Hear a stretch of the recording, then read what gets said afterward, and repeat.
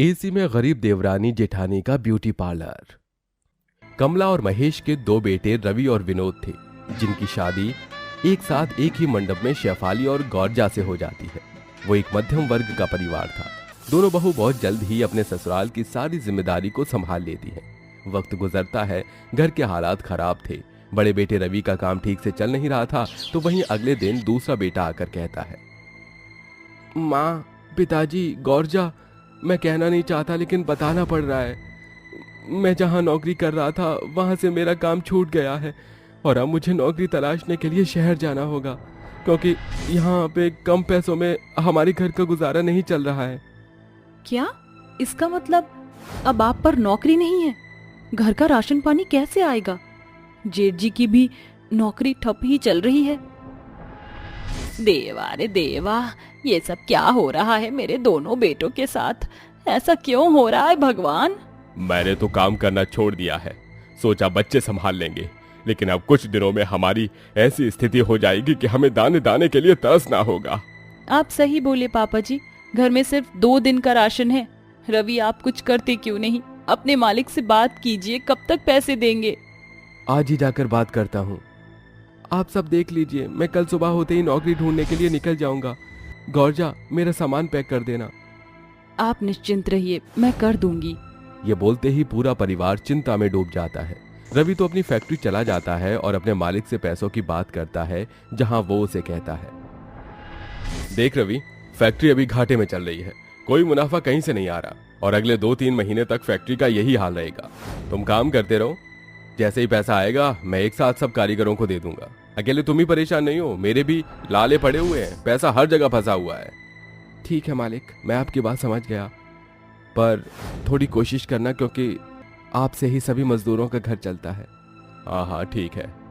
ये सुनकर रवि मशीनों के साथ काम करने लगता है। फिर शाम होते ही अपने घर पहुंच जाता है और अपनी फैक्ट्री की बात घर वालों को बताता है, जिसे सुनकर उसकी पत्नी शेफाली कहती है, इसका मतलब अब आपके मालिक से 3 महीने तक हमें कोई उम्मीद नहीं करनी चाहिए। हमें अपना खर्चा खुद निकालना होगा। हाँ दीदी, मेरे पास एक जबरदस्त आइडिया है। क्यों ना हम एक ब्यूटी पार्लर खोल लें? आपको और मुझे ब्यूटिशियन का कोर्स अच्छे से आता है। हमारे पतियों का अच्छे से काम भी नहीं चल रहा है। जब तक हम पूरा परिवार भूखे पेट तो रहेंगे नहीं, पेट तो पालना ही होगा। इसलिए मैं सोच रही हूँ माँ जी कि हम देवरानी जेठानी मिलकर ब्यूटी पार्लर खोल लेते हैं, कुछ तो पैसा आ ही जाएगा। अरे हाँ बहू, ये तो तुमने बहुत अच्छी तरकीब लगाई। मैं तैयार हूँ ब्यूटी पार्लर खोलने के लिए, लेकिन हमारे पास तो सिर्फ ये घर है। हम अलग से दुकान लेंगे और पार्लर का सामान आएगा तो लाखों रुपए का खर्चा हो जाएगा। नहीं दीदी, इतनी जरूरत नहीं पड़ेगी। हम अपने घर में ही छोटे से हिस्से को ब्यूटी पार्लर बना लेंगे। और रही सामान की बात, तो 10,000 की मेरी एफडी है, उसे मैं तोड़कर ब्यूटी पार्लर का सामान ले आती हूँ। कम से कम इससे हमारे घर का कुछ तो खर्चा निकलेगा। अरे छोटी बहू बिल्कुल ठीक बोली। चलिए, बहुत बात हो गई, अब सब खाना खा लेते हैं। इस तरह सभी खाना खा लेते हैं। अगले दिन विनोद नौकरी के लिए शहर की ओर निकल जाता है।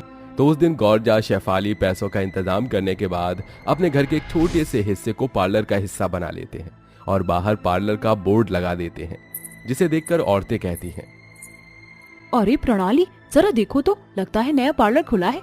पूरे 10% की छूट है और मैनिक्योर पेडिक्योर के पैकेट में bleach, facial, hair cutting free. अरे वाह, 1000 रुपए में इतना सब कुछ। चलो चलो, जरा मैं भी अपने चेहरे पर निखार ले आऊं, मेरे पति देखकर तो बावले ही हो जाएंगे। ये बोलते ही दोनों औरतें उनके पार्लर में चली जाती हैं, जहां देवरानी जेठानी कहती हैं, बताइए आपको क्या करवाना है? हमारे यहाँ स्पेशल ऑफर चल रहा है। वो हमने बाहर आपका बोर्ड पढ़ा, जो 1000 वाला ऑफर है ना, वो हम दोनों की कर दीजिए। आप दोनों यहाँ बैठ जाइए और देखिए हम आपको कितना सुंदर बना देते हैं। ऐसा बोलते ही देवरानी जेठानी उन दोनों के पहले फेशियल ब्लीच करती हैं, उसके बाद पेडिक्योर के बाद अच्छा मेकअप कर देती हैं।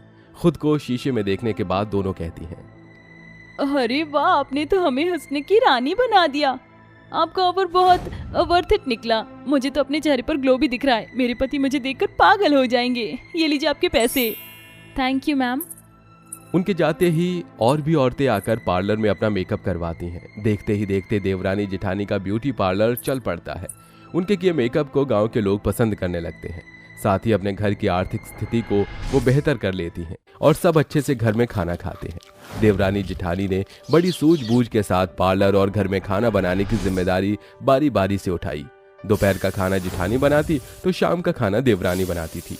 ऐसे ही एक दिन एक मोटी सी औरत आकर कहती है, मैंने सुना है आप दोनों बहुत अच्छा मेकअप करती हैं। आज मुझे शादी में जाना है, इतना अच्छा सजाना कि दुल्हन मुझसे फीकी लगे। गौरजा, हम इस मोटी को अच्छे से सजा देंगे, फिर भी दूल्हा इससे शादी नहीं करेगा। हथनी कहीं की। हाँ दीदी, मैं इनके मेकअप कर देती हूँ, आप वैक्स कर दीजिए। अरे मैं क्यों अपने हाथ चिपचिपे करूँ, मैं उनका फेशियल कर दूंगी, तुम वैक्स करो। अरे आप दोनों ने अभी तक कुछ भी नहीं किया, लड़ रही हो देवरानी जेठानी, लगता है मुझे दूसरे पार्लर जाना पड़ेगा। अरे नहीं नहीं, हमें माफ कर दीजिए, हम अभी आपको तैयार करते हैं। ये कहते ही देवरानी जेठानी औरत को तैयार कर देती हैं।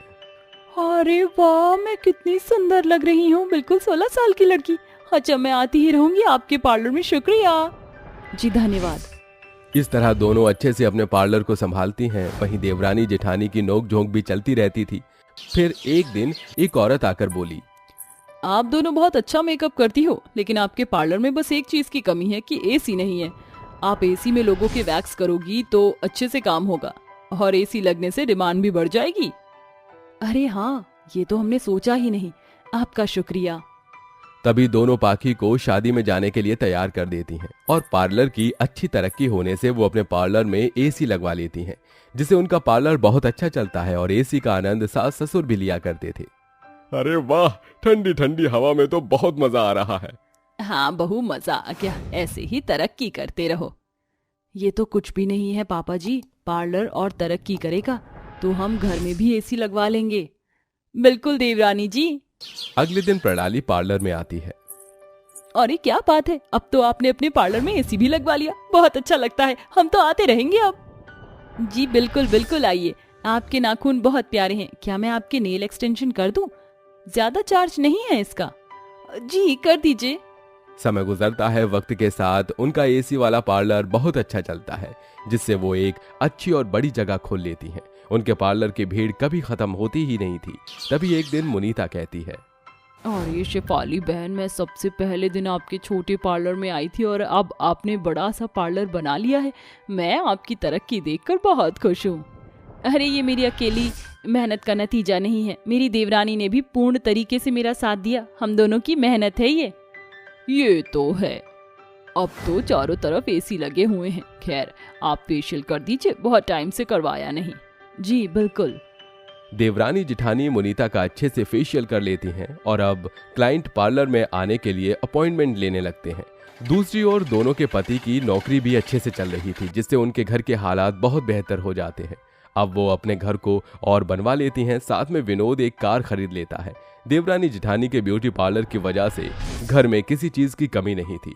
इस तरह परिवार खुशी खुशी रहने लगता है और उनकी ब्यूटी पार्लर की ब्रांच और जगह भी खुल जाती है। अमीर निशा अपने गोल से बेड पर सो रही थी कि तभी उसका अलार्म बजता है, जिसे वो बंद करके गाने चलाकर डांस करने लगती है। उसके तेज म्यूजिक चलाने से हॉल में बैठे उसके अमीर माँ बाप माया और राजवीर मैगजीन पढ़ते हुए कहते हैं, लीजिए, आपकी बेटी जग गई है, रोज उठकर म्यूजिक चलाकर नाचना शुरू कर देती है। मेरी बेटी को कुछ मत बोलो तुम, यू नो ना, डांस उसकी हॉबी है। आपने ही तो उसे अपने सर पर चढ़ाया है, मैं उसे बुलाकर लाती हूँ ब्रेकफास्ट के लिए। महारानी है ना, बिना बुलाए नीचे थोड़ी ना आएंगी। हाँ, मेरी प्रिंसेस है वो। ये कहते ही माया अपनी बेटी को बुलाने जाती है। बेटा कम, जैसे 8 o'clock हो रहा है, ब्रेकफास्ट के लिए नीचे आ जाओ। ओके मॉम, लेकिन मैं आज ब्रेकफास्ट में पनीर की पराठे और सैंडविच खाऊंगी। ओके, बन जाएगा। इतना कहते ही माया उसके लिए नौकरों से कहकर उसका फेवरेट ब्रेकफास्ट बनवा देती है, जिसके बाद तीनों एक बड़ी सी डाइनिंग टेबल पर ब्रेकफास्ट करते हैं। राजवीर एक बहुत बड़ा बिजनेसमैन था, इसलिए वो शहर का सबसे अमीर व्यक्ति था। निशा में उसकी जान बसती थी, वो उसकी हर ख्वाहिश पूरी करता था। अमीर माँ बाप के प्यार ने उसे घमंडी भी बना दिया था। वो एक मॉडल एक्टर थी। वो अच्छी अच्छी आउटसाइड जगह जाकर मैगजीन्स के लिए फोटो शूट किया करती थी। ऐसे ही एक दिन फोटो शूट के लिए वो जंगल सफारी क्रू मेंबर्स के साथ आई थी, जहां उसकी असिस्टेंट मीना निशा को कहती है, मैम आप इस बाउंड्री एरिया से ज्यादा आगे मत जाइएगा, सर ने मना किया है, क्योंकि यहाँ जंगल सेफ नहीं है, वाइल्ड एनिमल हैं। Okay okay. I got it. Okay ma'am, अपनी कॉस्ट्यूम पहन लीजिए, फिर शूट स्टार्ट होगा। You have only 15 minutes. ये सुनकर निशा शूट के लिए तैयार हो जाती है और फिर फोटो शूट करती है। पिंजरे में रखे बंदर और हाथी को खिलाते हुए 2 दिन में उनका शूट खत्म हो जाता है। फाइनली आज मैं अपने घर जाऊंगी, लेकिन यहाँ का एनवायरनमेंट बहुत अच्छा है। सुनो मीना, मैं कुछ सेल्फी लेकर आती हूँ, तुम चलो। ओके मैम, जल्दी करना।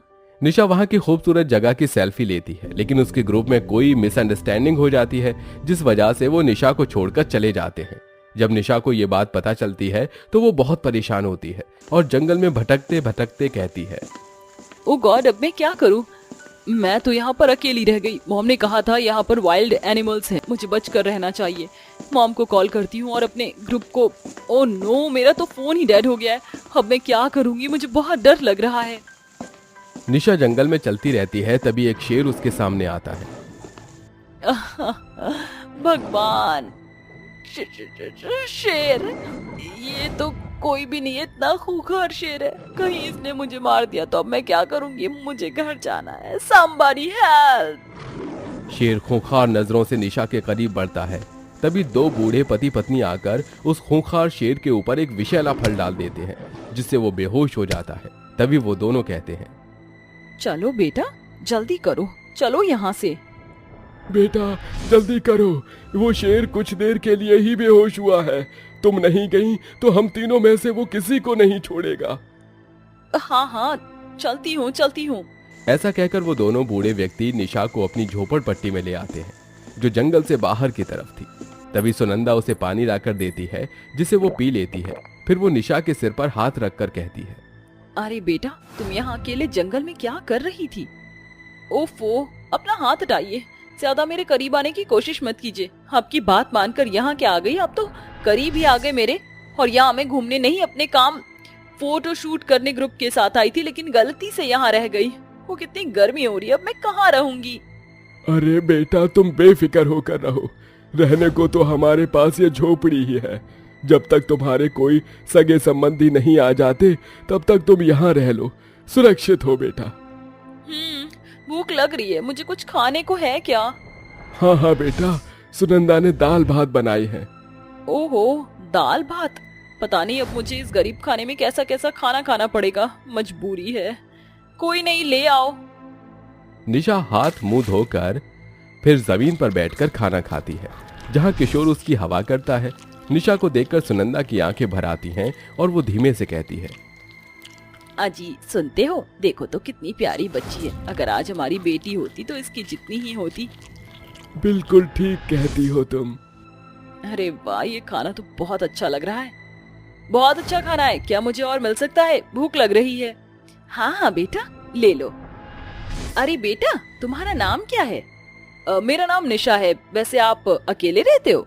बस, मतलब आपके कोई बच्चे वगैरह नहीं है? बड़ा प्यारा नाम है। निशा बेटी मेरी एक बेटी थी। आज बड़ी होती तो तुम्हारे जितनी होती। दरअसल कुछ साल पहले हमारे गांव में एक बहुत भयंकर बाढ़ आई थी, जिसने सब कुछ तहस नहस कर दिया और मेरी 5 साल की बेटी मुझसे दूर हो गई। वो है या नहीं ये भी हम नहीं जानते। आज होती तो हमारी छोटी सी जिंदगी में अपनी बेटी को बहुत लाड प्यार करते। हम दोनों उसे गले लगाने के लिए बहुत तरसते हैं। आप चिंता मत कीजिए, आपकी बेटी जहाँ भी होगी खुश होगी। रात हो जाती है। वो वहां सोने की कोशिश करती है। नींद न आने पर उन पर अपनी अमीरी घमंडी झाड़ने लगती है। फिर सुनंदा उसे गोद में सिर रखने को कहती है, जहां उसे बहुत अच्छी नींद आ जाती है। फिर वो उन दोनों से प्यार से बातें करती है। 3 दिन में ही वो घुल मिल जाती है। फिर उसके माता पिता गाड़ी में बैठे हुए उसे ढूंढते हुए आते हैं, तो गले लगकर माया कहती है, निशा मेरी बच्ची, कैसी है तू? पता है हमें तेरी कितनी याद आई। मेरे क्रू ने बताया कि तुम लास्ट टाइम याद है, इसलिए हम यहाँ आ गए तुम्हें लेने। थैंक यू मॉम, आप आ गई। इन लोगों ने मेरा बहुत अच्छे से ध्यान रखा, मेरी जान बचाई। अच्छा अंकल आंटी, अब मुझे जाना होगा। हाँ हाँ बेटी, अपना ख्याल रखना। शुक्रिया, आपने हमारी बच्ची का ख्याल रखा। कैसे धन्यवाद करें आपका। अरे ऐसा मत बोलिए, हमने अपनी बेटी समझकर ख्याल रखा उसका। इस तरह निशा अपने माँ बाप के साथ गाड़ी में बैठकर वापस अपने बड़े से घर में पहुंच जाती है। वहीं बूढ़े माँ बाप निशा के जाने से बहुत उदास हैं। तो वहीं निशा को शानो शौकत पैसे उसे रास नहीं आता, ना ही मखमल के गद्दे पर नींद आती है। तो वो उठकर कहती है, यहाँ पर आने के बाद मुझे बिल्कुल भी अच्छा नहीं लग रहा। जो दिन मैंने वहाँ बिताए हैं कितना अच्छा था। वो लोग मुझे अपने से अलग कर रहे थे। उनके हाथ का खाना खाकर भी बहुत अच्छा लग रहा था, पर यहाँ कुछ अच्छा नहीं लग रहा। पता नहीं ऐसा क्यों हो रहा है। ओ गॉड, लेट हो जाएगा। ओहो, आज के शूट के लिए मैं मॉम की साड़ी पहनूंगी। वो माया के कवर्ड से साड़ी निकालती है तो एक लॉकेट बाहर निकलता है, जिसे वो अपनी माँ से पूछती है। माँ, ये किसका लॉकेट है? आज तक तो मैंने आपके पास नहीं देखा, बताइए। ये तूने क्यों निकाला? मुझे वापस कर। अरे अरे माँ, आप ऐसे क्यों घबरा रही हो? बताइए, आप मुझसे क्या छुपा रही हैं? बेटा, दरअसल वो तेरा ही लॉकेट है जो तेरे गले में डला हुआ मुझे मिला था। दरअसल तू हमारी औलाद नहीं है, हमें तू एक बाढ़ में मिली थी। आज तक हम ये लॉकेट नहीं खोल पाए। क्या? बाढ़ में? ये बात सुनकर जब निशा लॉकेट खोलती है तो उसे सुनंदा और किशोर की उसके साथ बचपन की फोटो मिलती है। ये देखकर निशा के सामने सब कुछ दूध का दूध पानी का पानी हो जाता है कि वो एक गरीब घर की बेटी है। माँ, आपको पता है ये वही हैं जिन्होंने मेरी जान बचाई उस जंगल में। पता है वो मुझे कितना याद कर रहे थे। मैंने उनकी आंखों में अपने लिए तड़प देखी है। जब उन्हें पता चलेगा कि मैं जिंदा हूँ, वो कितना खुश हो जाएंगे। माँ, मैं उनके पास जा रही हूँ। जा बेटा, हम तुझे नहीं रोकेंगे। तुझ पर सबसे ज्यादा हक उनका है। हाँ मम्मी पापा, पर मैं वापस आऊंगी। निशा कार चलाकर अपने बूढ़े माँ बाप के पास जाती है और उन्हें वो लॉकेट दिखाती है। सारी सच्चाई सुनने के बाद दोनों की आंखों में आंसू आ जाते हैं और वो निशा को गले लगा लेते हैं। देखिए, हमारी बेटी मिल गई। हम बहुत खुश हैं, हमें हमारी बेटी वापस मिल गई। मम्मी पापा, अब मैं आपको छोड़कर कभी नहीं जाऊंगी।